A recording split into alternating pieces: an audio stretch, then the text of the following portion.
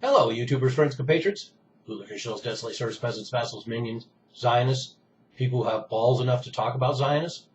I'm a useful idiot. Welcome. And today I want to talk about the Yinon Plan. And someone correct me on my pronunciation if I'm not getting that right, and I know you will.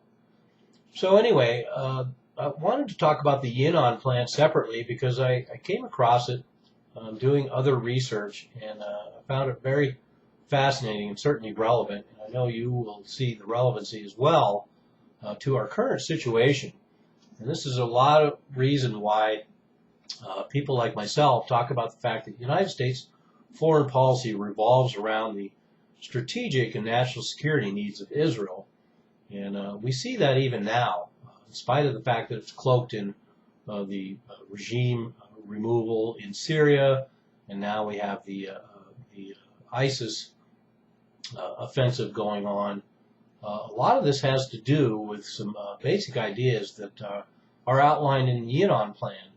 And the Yinon Plan has other precedents and other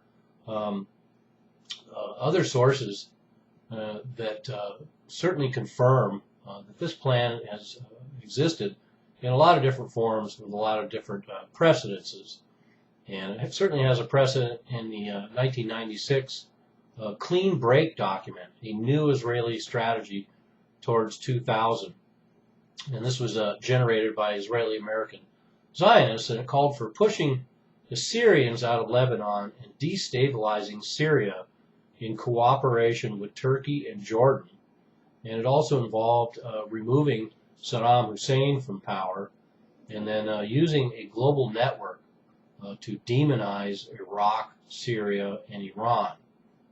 And so we certainly saw that unfold. So it turns out that this paper, which has been cited often by people who know about it, this is a blueprint for what we see happening. And the Yinon Plan is a lot like that as well. It's an Israeli strategic plan to ensure Israeli regional superiority.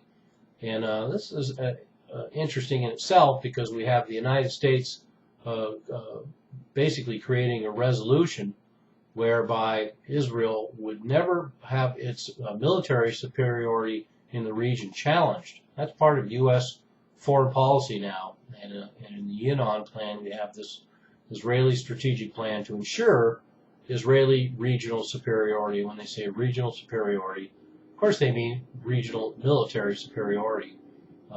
It insists and stipulates that Israel must reconfigure its geopolitical environment through the Balkanization of the surrounding Arab states into smaller and weaker states. Boy, does that sound familiar. So Israel actively involved in reconfiguring its geopolitical environment and balkanizing, breaking up all the surrounding Arab states, which is exactly what we see happening. What a coincidence. And interestingly enough, the plan called for Iraq as the #1 target to be broken into Kurdish and Shia and Sunni states. And this was previous to the U.S. Invasion of Iraq. And so the fact that it was already in the Yinon Plan, the U.S. invaded Iraq, even though it had nothing to do with 9/11. And then we end up attacking Iraq, at least partially, to fulfill the strategic needs and national security needs of Israel. It's just that simple.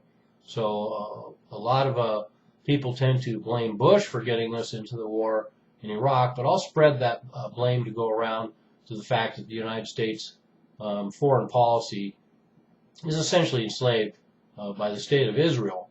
And we see, once again, one has to wonder, in this situation we find ourselves in now with ISIS, and notably ISIS has not attacked, granted they got their hands full, but they have not attacked Saudi Arabia, they have not attacked Israel, and they have not attacked Turkey. So one has to factor that in when considering this situation.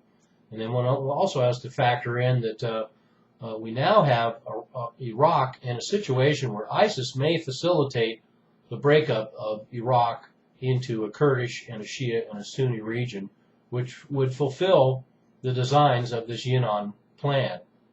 And the Yinon Plan goes on. It also wants a divided Lebanon. It also wants a divided Egypt.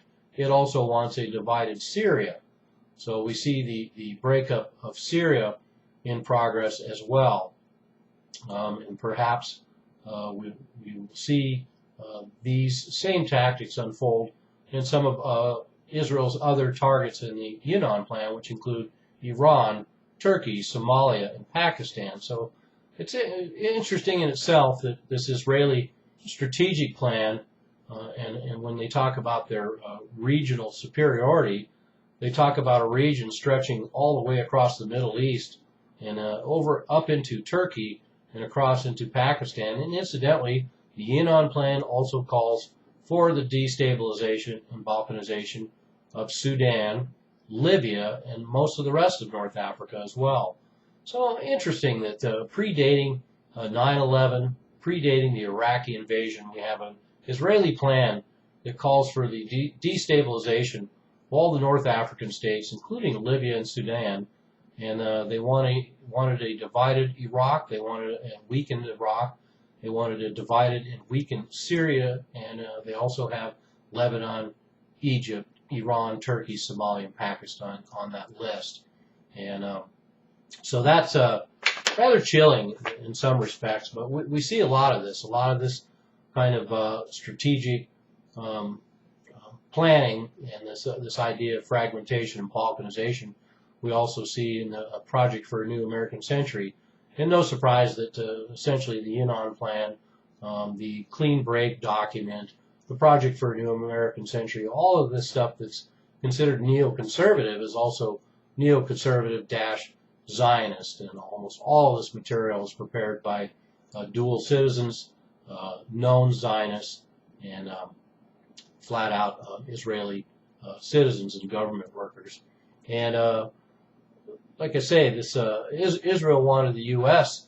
In fact, when when the United States first put Afghanistan and Iraq in its targets, Israel also wanted the U.S. to attack Syria, Libya, and Iran. And so, once again, we see a clear path of Israel dominating U.S. foreign policy, because Israel wanted the U.S. to attack Syria, Libya, and Iran after Iraq. And we've certainly gone after Syria and Libya. And we also see the influence of that same policy in other countries not even brought up here, like Yemen, which is collapsing as we speak as well. So anyway, I just wanted to talk about that separately. I'm sure everyone here who knows about it appreciates hearing more about it, and those who didn't know about this Yinon Plan, it's something worth looking into, and certainly a fascinating document that has a lot of relevance to what we're seeing right now. I'm a useful idiot. Don't you be one too.